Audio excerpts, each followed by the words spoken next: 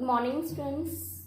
Today in chapter number 6, life processes, we are going to discuss about a new topic, that is transportation in animals. Students, how the food and all are transported in the body of animals? They are by the help of blood.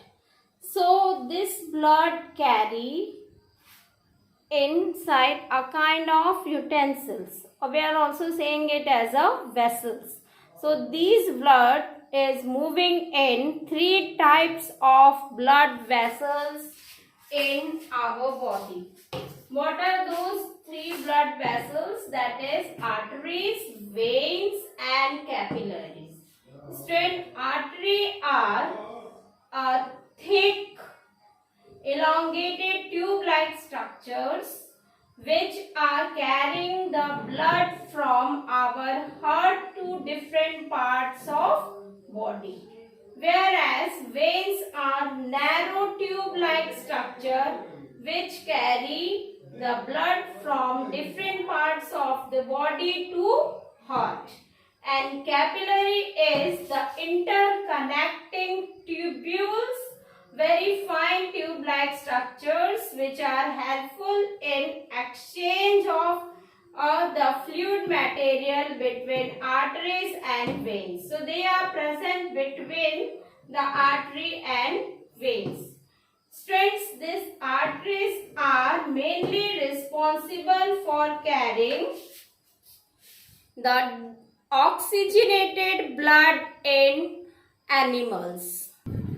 So here students, arteries are specialized in carry oxygen-rich blood, or we are saying it as the oxygenated blood, and veins are carrying the deoxygenated blood. What is the meaning of deoxygenated here?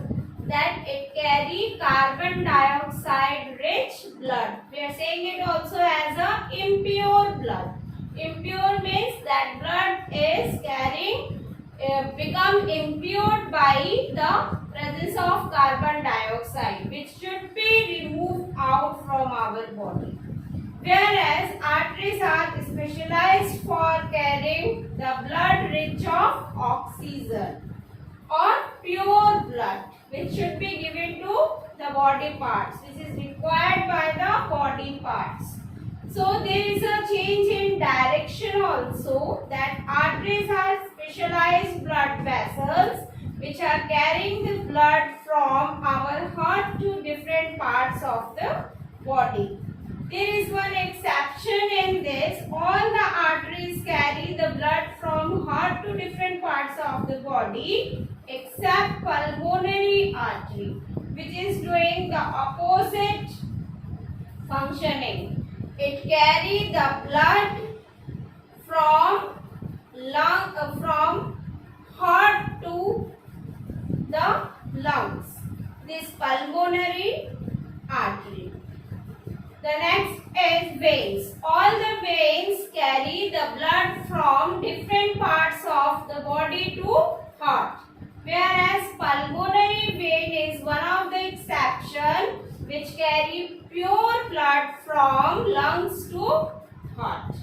So student, this is a kind of exception here, and the function of capillary blood vessel is a tubule or the fine tube-like structure which connects both arteries and veins and allow the exchange of fluid in between them. So here arteries are thick tubes because the pressure of blood is high when they are moving in arteries. And veins are made up of thin tubes because during this period of time the blood is moving in opposite direction. It goes in upward direction. Because of it, the tubes are thin in it. The pressure in these tubes are very low. So in this way, these three blood vessels helps body into our different parts of the body cells. Now let's see first that what to be transported in animal's body. Mainly the blood is the fluid. It is also called to be connective tissue, which is transported all over the body. So students, here the blood is the main component in animal's body, which is also defined as a red fluid connective tissue. Why connective tissue? Because it connects the whole body parts and it is a fluid. Fluid means it can move from one place to another. The main function of this fluid connective tissue is to transport oxygen and nutrients to all the body parts. They also take carbon dioxide and other excretory products from body cells and remove them. So they also help in regulating the temperature of our body. Another function is they distribute hormones to the target cells. They help in transportation of hormones also secreted from different endocrine glands and working on the other different organs. So these fluid connective tissue also helps in transportation of those chemicals throughout our body from the endocrine glands. Another function of this tissue is that to kill the microbes which are entering in our body by fighting against that infection and helps in healing the wound. Student, this blood is red in color in animal's body due to the presence of a red pigment inside them. That pigment helps in giving erythrosin, is that chemical which help them to give a red pigmentation inside it. So let's see the components of blood. The main components of blood is the plasma. Plasma is the liquid material or the fluid because of which the blood is a liquid, a fluid. It carries mainly 90 to 93% of nutrients inside it, and it is a watery substance which makes the blood as a liquid by which a blood can flow and be considered to be a fluid connective tissue. The second component present inside the blood is red blood cells, RBC. This is also called as erythrocytes. Erythro is the presence of a red pigmentation inside them. Erythrosin is a chemical. Their main function is to carry oxygen and help them to transport to different body cells. They are also called as the respiratory pigment of our body, as hemoglobin is present in it. Hemoglobin are the iron iron constituent present inside the blood. The second component is white blood cells, or also called to be WBC.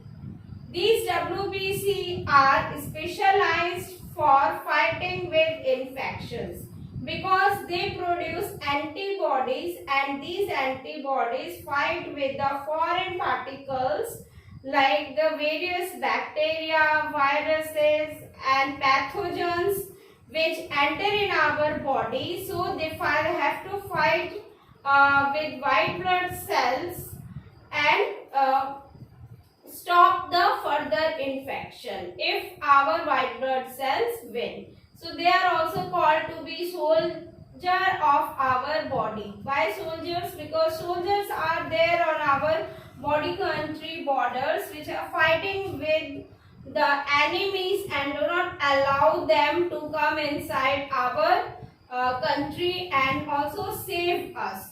So just like that, these white blood cells are also specialized in fighting against the enemy. And who are the enemy of our body? That is the infectious agent, the pathogens in the form of bacteria, fungus, viruses.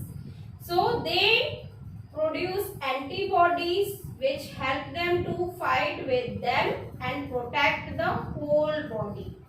The next one component is the blood platelets.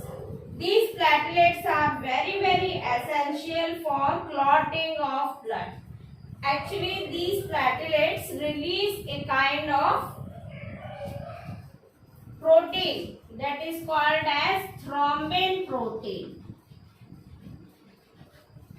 And along with that, they also release fibrinogen.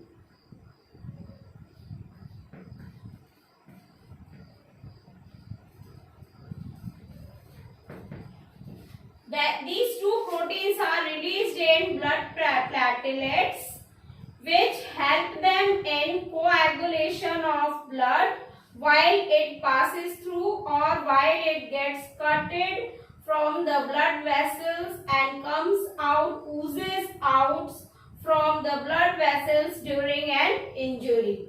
So students, these blood platelets helps in protecting our blood from extra loss by clotting of it or coagulation of it.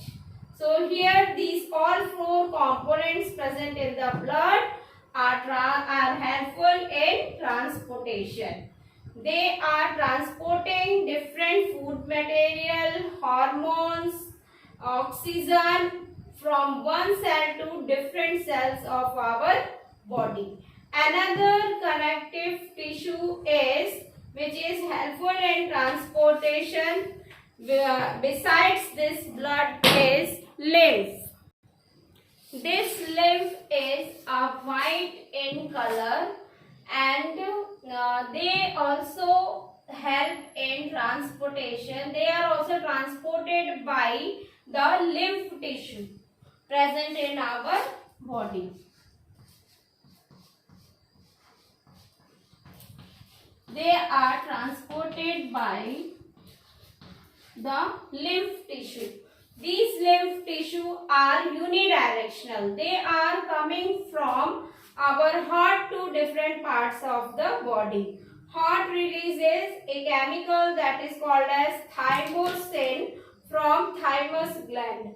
Heart is just nearby the thymus gland and it releases thymosin. This thymosin helps in release of lymph and that lymph travel in a lymph tissue which is transported to different parts of the body and help in protecting our body from infections. They are also doing the function just like white blood cells by protecting our body from the foreign pathogens and foreign materials.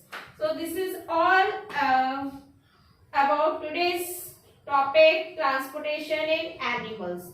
Student, please write down the components of blood. Along with that, please write 5 points of difference between arteries and veins. In the next meeting, we will discuss about the double circulation occurs in animals. How double circulation occurs in our body. How fluid is doing the circulation of this blood. This is all for today. Thank you and have a nice day.